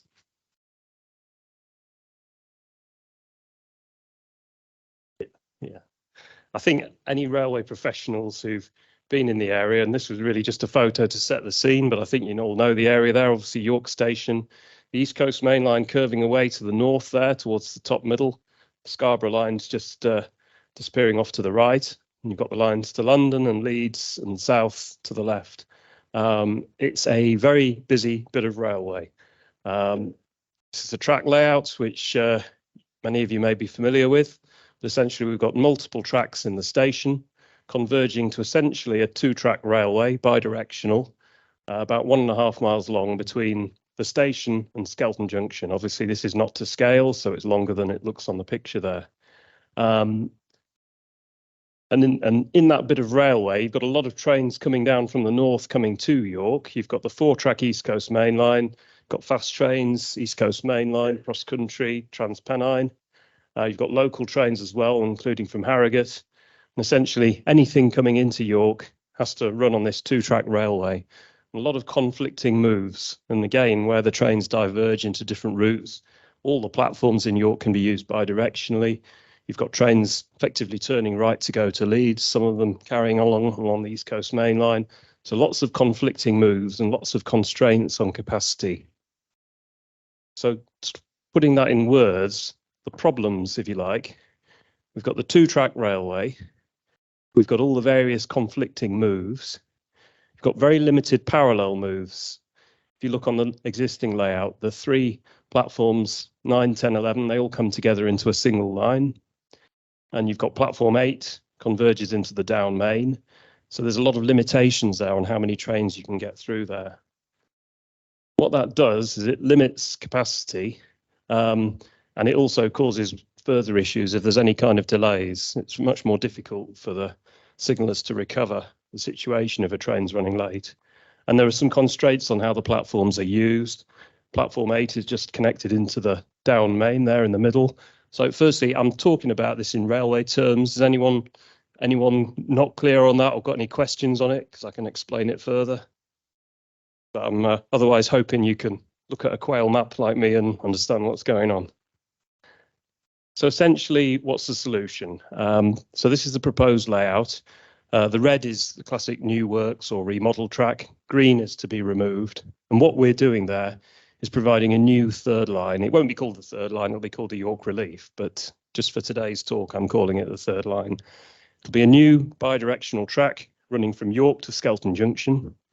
So you can effectively get the slow line trains off the main lines. It gives more options for trains coming from the north.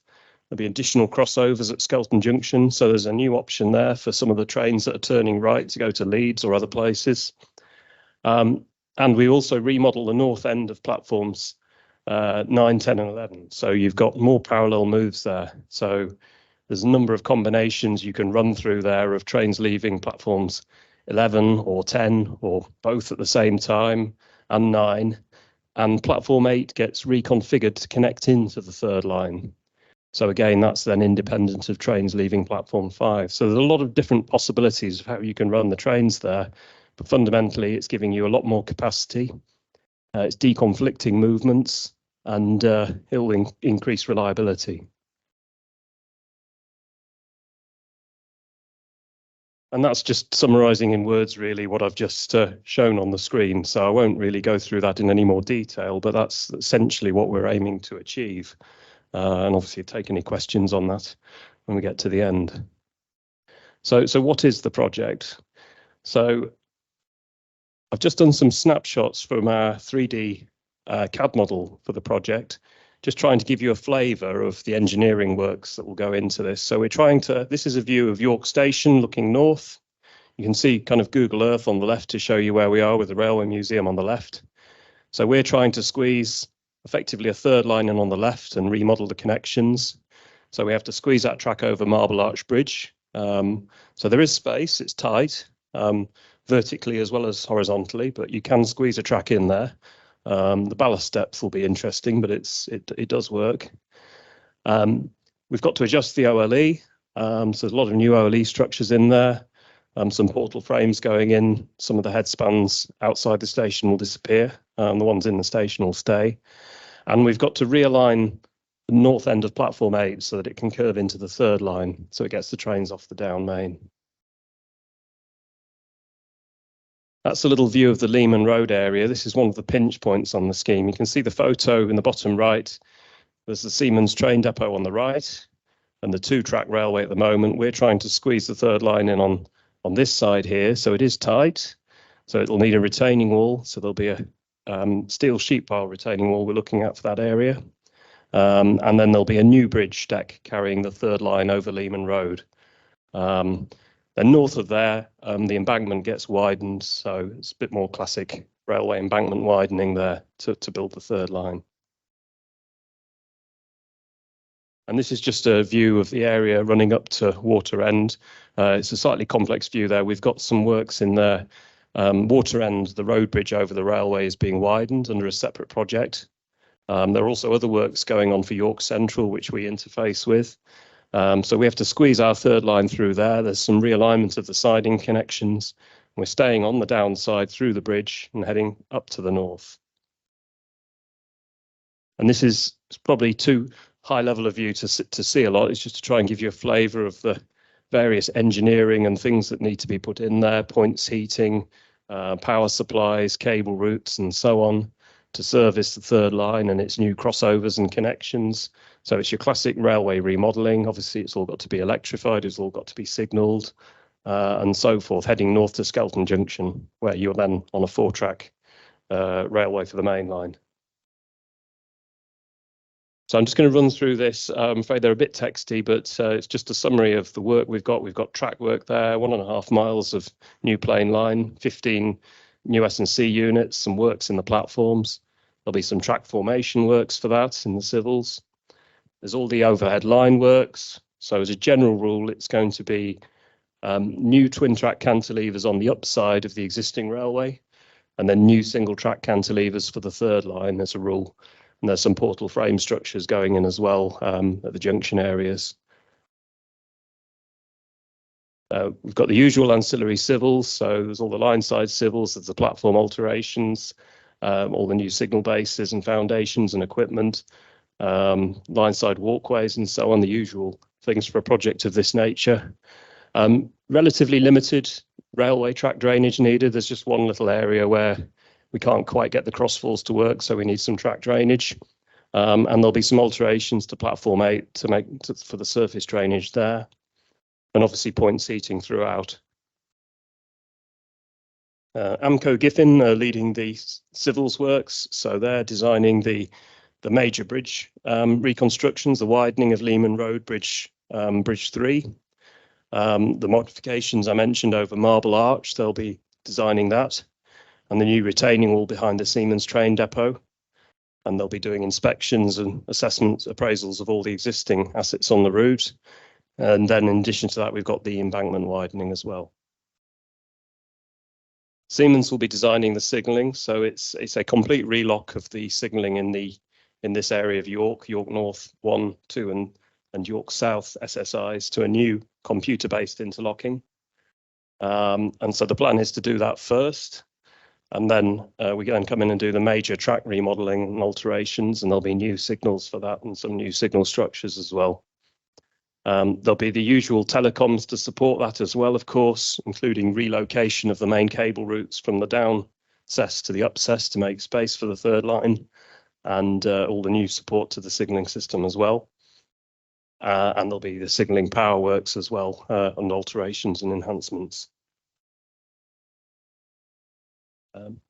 Just sort of zooming in on one aspect, as usual, on the railway electromagnetic compatibility, we've got to make sure we're not causing any issues there. We also need to make sure we're not causing any issues around touch potential and proximity between equipment. So all our designers have to work together to ensure that we meet the requirements there. And earthing and bonding, this lead design organisation will set out a strategy for this, and then the different designers will have to work to that.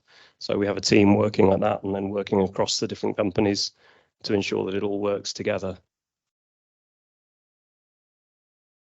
So what that's really showing you is we've got kind of almost every discipline on the railway. We're not doing a lot in the station, although there are some alterations, but apart from that, most disciplines are covered. So it's classic bit of railway remodeling and expansion to create new capacity. I'll just flash that up on the screen again, just to remind you of the project structure. So the hub and spoke structure we have. So those of you familiar with Network Rail standard, that's a brief overview of the scope split, which I was going to take out actually, because this is one of those things that obviously evolves over time, but that's the indicative scope split of what the different organisations are doing. That may well change over time.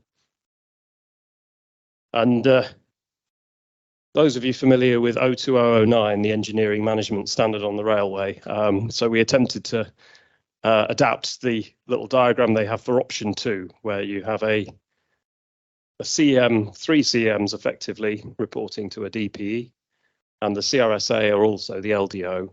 So we have to try and coordinate between the different CREs. So obviously it gets quite complex when you start drawing that out. The way we try and run that is really just to treat it as an engineering project where we're all working together, try and forget who's working for which company. I think mostly, we're all engineers and we want it to work. So we just really concentrate on trying to find solutions and work together on that. The key thing is, in this type of arrangement, each organisation is still responsible for their own design. Each CEM and CREs, they're still responsible for their design.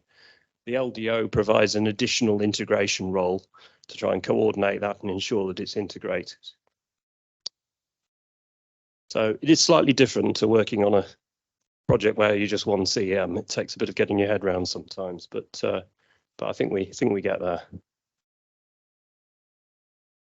So how do we manage that? There's a few things I've not put on the screen, but one of them was the 3D federated CAD model. Having a common data environment where everybody models everything in CAD is essential for a project like this.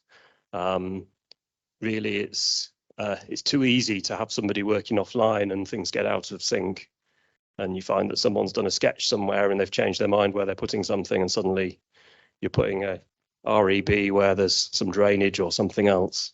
So common data environment's essential, and the 3D CAD model is essential for that, and so we try and get everybody to use that. We have an engineering tracker as well. Sorry about the volume.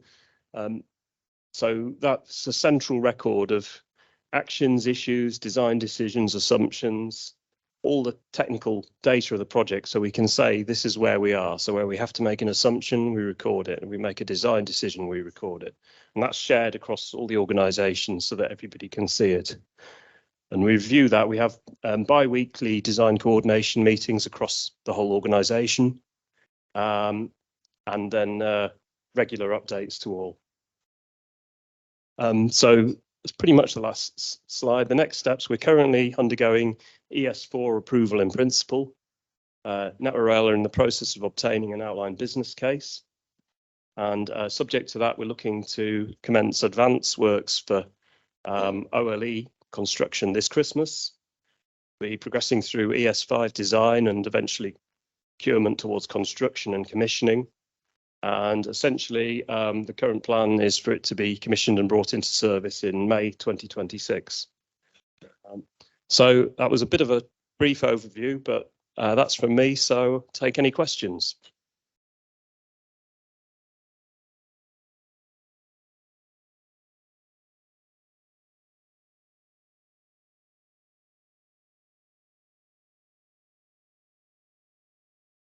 Stunned silence again. It's because it's so exhaustive. You provided us all the information we need. At the front. In fact, here we are, Peter, and yep, lovely. Thank you. John Calvert, great presentation. Thank you very much. They've all been great. My question was just on the diagram, the green line where you're removing the existing connection from platform 8, I think it was. I was just wondering what consideration was given to that remaining, or what were the reasons for that going? So that's a good question. There have been some discussions with the operators on that. The basis of this proposal, I'm afraid it's right at the start. So there we go. Basis of that proposal is platform 8 is primarily used by the Harrogate line trains. And so essentially we want to get them onto the third line. So the requirement at the moment is they don't need to be directly connected to the down main. They can still get to it. And they can, with the new arrangement, they can do a parallel move. So you could have a train leave platform 8 onto the down main or the up main. And at the same time, you could have a train from platforms 10 or 11 go onto the third line or even the down main. So there's still some parallel moves there. But primarily, they want to use platform 8 where they can for the Harrogate trains. And obviously, as much, they're every half an hour. So there's not every train that runs there, but as much as possible, keep them on the third line.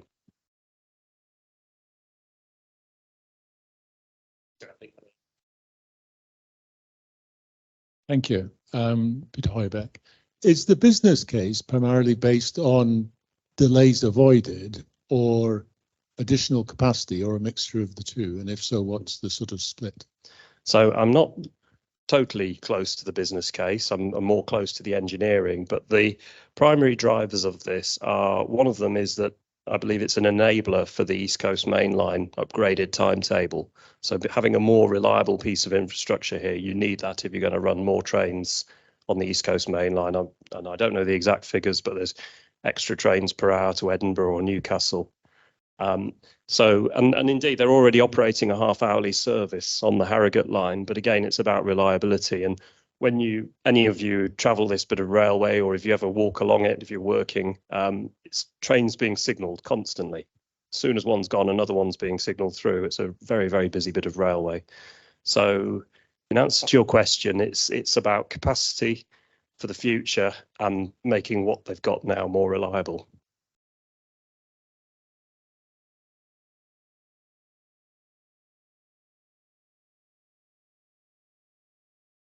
Is this a completely new initiative, or are you replacing what was ripped up years ago? That's a good question. I guess you're referring to the fact that there used to be a loop on the upside. So I don't know a lot about the history of that and why it was taken out. It obviously was taken out in the electrification.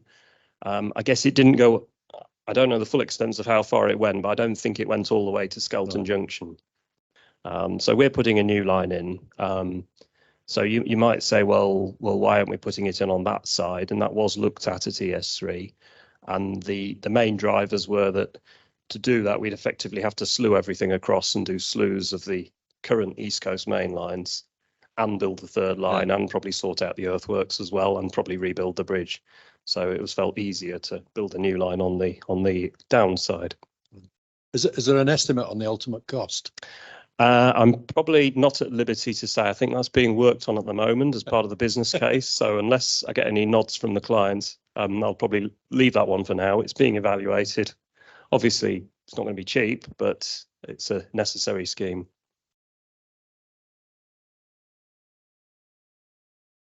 The bridge Lehman Road has always been a height restriction on there and stopping heavy vehicles, high-sided vehicles going in there.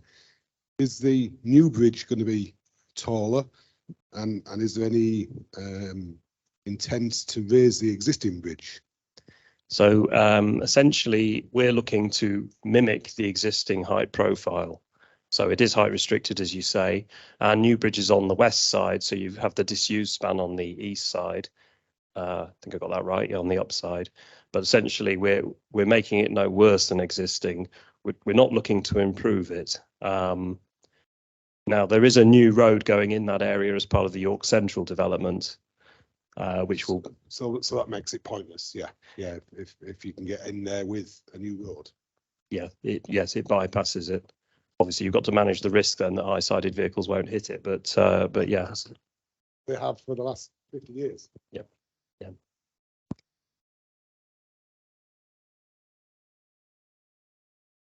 Yes, I was going to make much the same point and remind everybody that we had the top half of a Reliant double-decker sitting on the ground when he forgot he was driving a tall bus and went the usual route. That wasn't that long ago. How many bridge strikes do you actually get there a year? Do you know? On Lehman Road, I don't know the statistics on that, so I'm afraid I'd have to take that away and find out. The point you make about the up loop is that it came out because it was never very well used. I used to travel all the time by train from Poppleton, and the number of times you saw something in the up loop was very rare. Yeah. And of course, the annoying thing is that all too often the signallers put the train, I don't know if they do it now, but they put the train over onto the up main and then take it back again instead of running it wrong direction on the down main. So this has been waiting a very long time, and I remember arguing with my good friend, late friend, Roger Pope, about the design of this in the 1980s, and that when this was done, it shouldn't be made as restrictive as it was. Can I just ask a real question, though? Was any thought given to putting back what it would have was in the old numbering was platform 12 because the Poppleton platform was 13, but the empty one, given that the service has been doubled? Yes, it was, and initially it was part of the scheme. A new platform opposite platform 8. It was going to be called platform 8A in the disused bay, probably to keep the numbering sequence. So that was part of the considerations. It would have been cheap in the context. I mean, 4 and 8, really. Indeed, yeah. And what happened is that the train operators they prefer to get the trains into the higher numbered platforms. So the Harrogate line trains, and I'm not totally a train operations expert, but a lot of them use platform 8. But beyond that, it's easier for the trains to get into the higher number platforms. So if there was another terminating platform 8A, that'd be an extra train service potentially that has to cross over your Transpennines, your cross countries, and your others that are trying to go north from platforms 9, 10, and 11 and get onto the East Coast Main Line. So in the end, the operations community weren't so keen on it.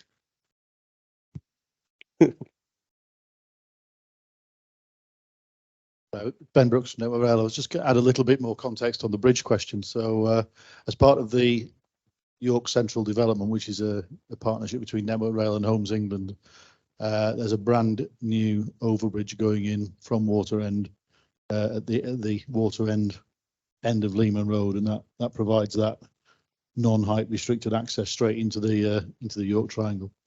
So it completely removes effectively the restrictions at both ends of Lehman Road currently by providing that height-free way in.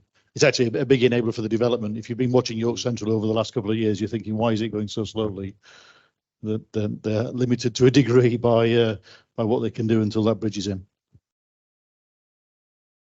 And I think that's a visualization of some of the York Central.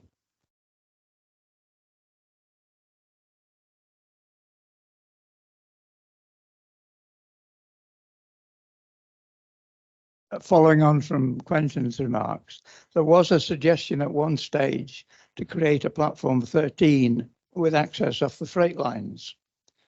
The only trains going north that don't go up to Tollerton and beyond are the Harrogate trains. And if you could remove them, you solve the whole problem. Why was that dropped? So was that a suggestion of a new bay platform kind of opposite platforms 11? And no, it was a a terminal bay platform Yeah, that was fed off the freight lines. going round the back, sort of Yeah. round the. I don't know a lot about that, to be honest. I don't know why that was. And would that still be possible with the rock where it is? I don't know.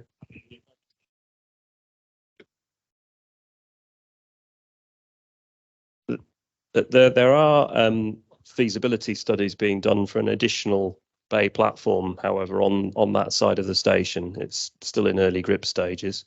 So we would, if you like, I think we would be helpful to that, because if they did put another bay platform in on the far side, so above platform 11, trains could come onto the third line with appropriate connections and then leave kind of independently of fast line trains, etc. Can I just ask the question I forgot to ask you? Did you actually tell us a target completion date? Because I don't remember hearing it. I did. I mean, obviously, programs, are subject to development, but the current plans are for it to be brought into use in May 2026. Right, we'll hold you to that.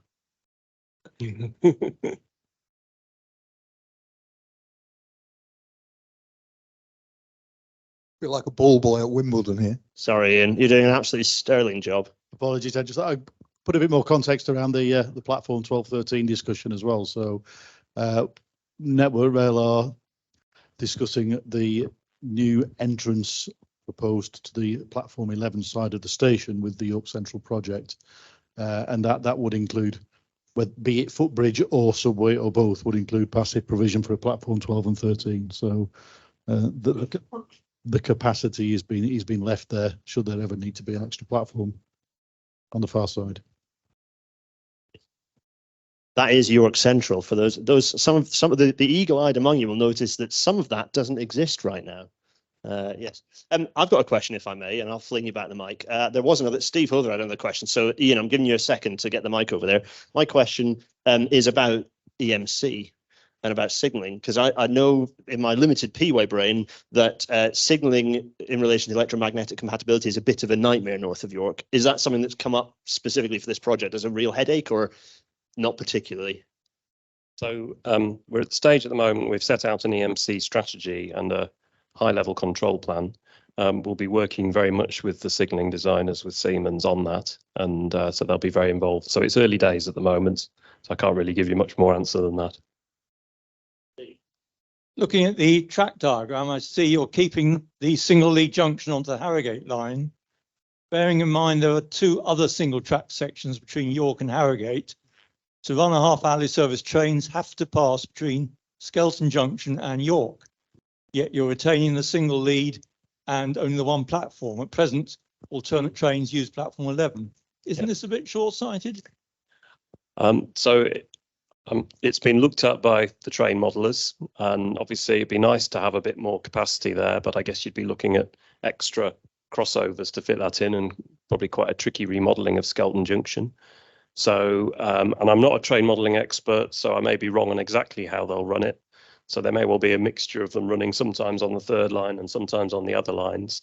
The general plan is to run a service half-hourly using platform 8, but when they need to, for various reasons, they can use one of the high-numbered platforms, which is, I suppose, what they do at the moment. So they do run a half-hourly service at the moment. The idea is, I believe so, yeah. So, I mean, this gives them options, timetables can change and so on, so they can use a mixture of platform 8 and one of the high-numbered platforms. There's various possibilities they can have. I guess the main thing is it's getting some extra capacity off the East Coast Main Line, so you've got more capacity for your Edinburgh trains and others. Jonathan, thank you so much. It only remains for us to thank you in the usual way.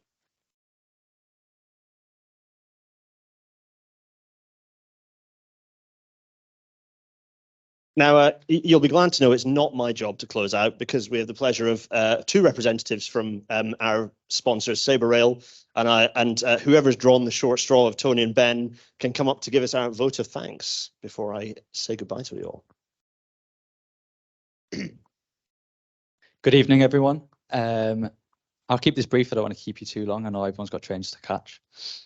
Firstly, I'd just like to say thank you to the committee for organising such an insightful evening tonight, and giving us the opportunity to sponsor.